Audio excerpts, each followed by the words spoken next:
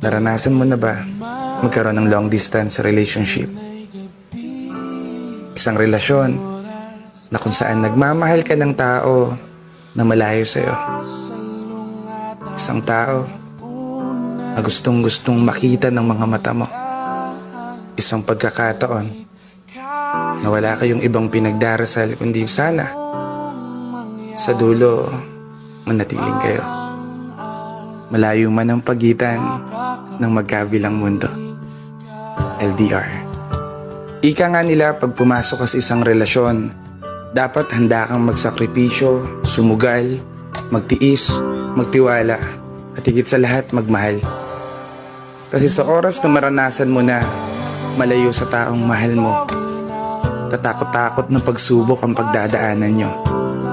Kabilang na dyan ang pag-aaway, tampo, na hindi madadaan sa isang yakap o halik mo.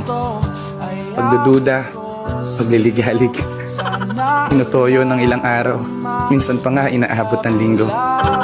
Kasi sabi nga nila, ang LDR ay para sa mga matatag na tao lamang.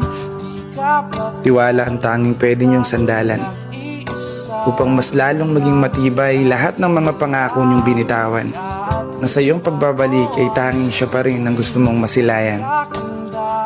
Siya lang ang yayakapin, siya lang ang hahalikan, siya pa rin ang paglalaanan ng gigil na tiniis mo ng ilang taon at ilang buwan.